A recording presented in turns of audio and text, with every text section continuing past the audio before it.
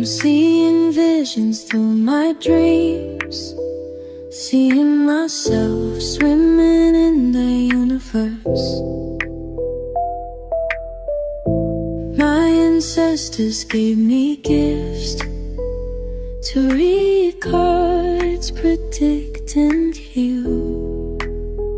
My name is Daphne, but spirit calls me bye-bye love. Angels communicate through numbers. Intuition is so deep. The gift I fully embrace within.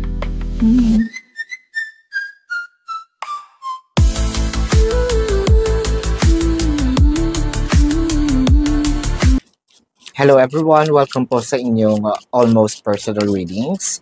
So let's check ang mga nangyayari sa paligid. I want you to know that this is a general reading. So you may resonate po sa buong reading na ito or baka konti lang, no? Take what's only yours. I also want you to know na itong reading na ito is timeless.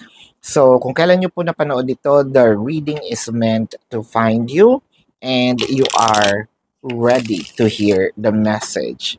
So, the oracle cards are self-love, having faith, and sexuality. Medyo, sabihin natin magulo ang nangyayari ngayon dahil pwedeng meron tayong third-party situation. Pwede ring meron tayong identity crisis, no, na somewhat na-experience. It might be identity crisis for you or identity crisis for your person.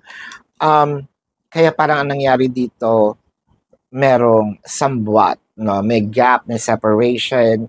I wanted to, magmuni-muni muna, no?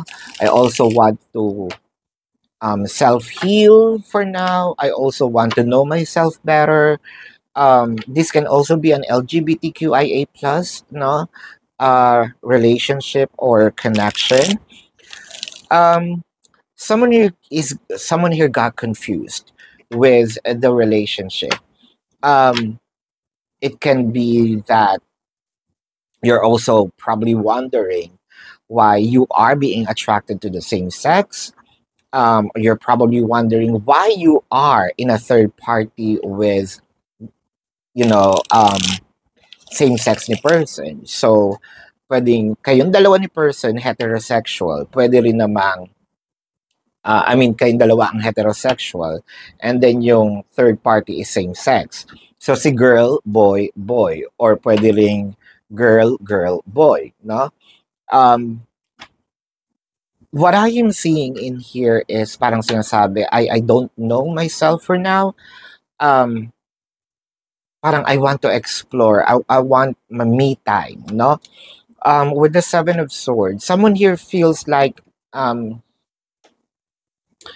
you betrayed me. You hide things, no? You hid things from me.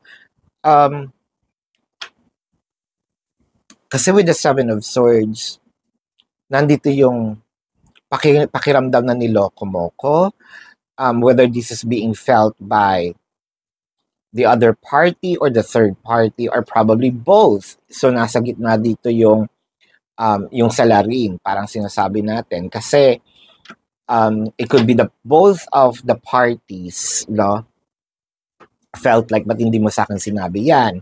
Or bakit hindi ko alam to, no?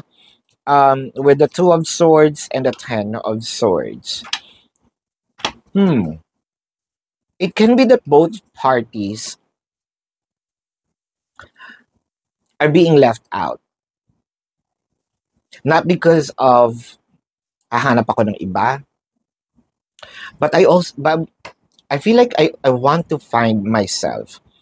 That is where the connection is up to right now. May pause. So parang sabi dito ng person is, gusto ko munang hanapin yung sarili ko para makapag-desisyon akong mabuti. Okay? So, The Two of Swords became, kasi someone here discovered di ba? Someone discovered that something is not right. Someone here discovered that this is not the kind of relationship that I signed up for. The King of Swords. So may pinapili. Hindi makapili.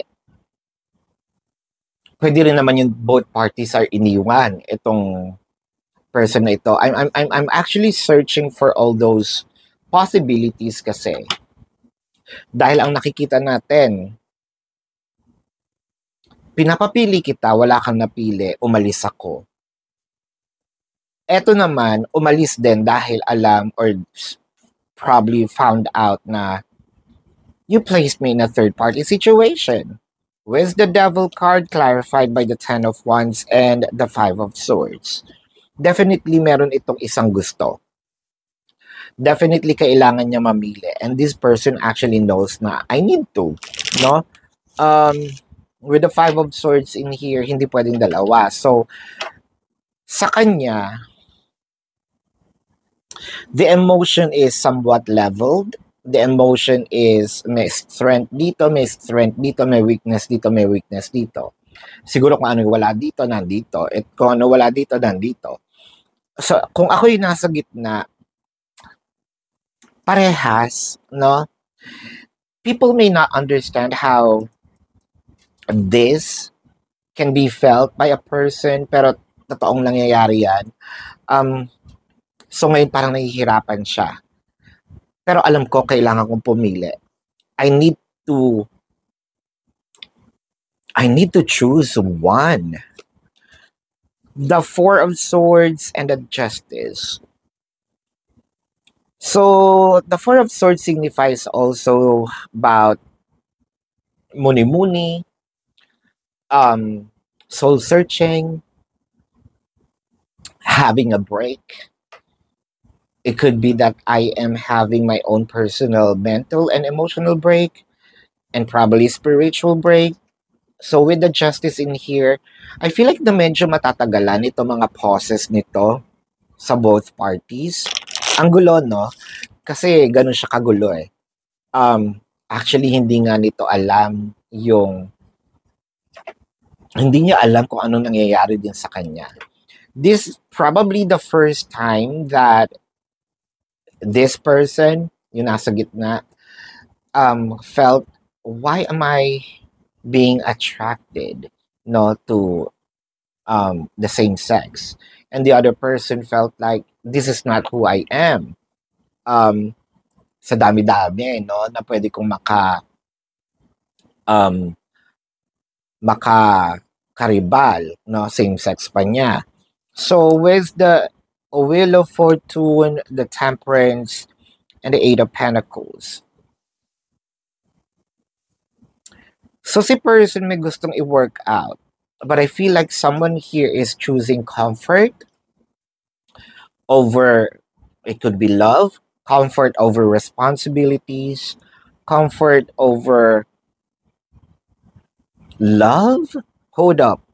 Kasi Eight of Pentacles eh. The Ace of Cups and the Ace of Pentacles. So parang sinabi niya, since nandito naman ako, no, I feel like medyo na nakukuha ko naman or nagagets ko yung thinking nito. Because kung parehas ko silang mahal at mahal din nila ako, ang pipiliin ko na lang is yung love na komportable ako. Komportable in a sense of money, komportable in a sense of material things, komportable in a sense of, I think that this is more of status-wise. Knight of Cups and the Page of Wands. So, Knight of Cups. So, I felt like patuloy parang patuloy, I feel like this is more of, sige, ang gagawin kong setup dito is a friendship dito sa kabila, pero hindi ko bibitawan. So, wala pa rin talagang decision making. Actually, I think that someone here is having a hard time to understand no, themselves. Um, Kasi si person na nasa gitna, pwedeng mas magiging ma-effort ako dito sa person na merong comfort, but then again, hindi ko rin to bibitawan. So the decision will be on the end. Are these person, kasi I felt like si person mismo, hindi siya makakabitaw. If no one wants to lose, the other person, which I felt like this is going to be a loop, mahihirapan itong relationship na to not unless, weird man sa iba pero nangyayari din to sa totoong buhay, unless, mag-usap-usap tayo, are we going to live in one house? It's kind of weird. It's not like in the norm, pero that depends on the agreement. Pero pwede rin naman sabihin ng isa na, no, ayoko kayong dalawa magsama, no? Then, dun lang titigil. Pero with this scenario, this is what we call what do you call that? Three poles, no? Yung couples, pero tatlo sila, three poles. It may be a very unusual. And actually, this is the first time that I had this kind of reading. Siguro ang pinaka-point nito is, if you want some relationship that is normal, no, just for two people, someone here needs to decide, I'm going to let go. Parang ipagpapaubaya itong relationship. Pero pag wala talagang bibitaw, this is a possible throuples. So, if you resonate in this reading, let me know in the comment section. And also, if you have some personal questions in this, sa description box ng video na ito, there is a link. Click the link, you will be routed to my website. Nandun po yung name, number, QR code, amount per questions. Take advantage of the 4 questions plus 1 kasi discounted nga yan. And if you want to book a private reading, nandun din po siya. Now, let's check the zodiac sign of your person. This can be their sun sign or a placement in their chart. I'm seeing Taurus, Pisces, Leo, Aries, Virgo, Sagittarius, Aquarius is here. Taurus, Leo, yes, nandiyan. Gemini is here. Capricorn is here. Libra is here. Yan. So this is your reading. Maraming salamat. Love and light. Namaste. See you po sa susunod na readings. Goodbye.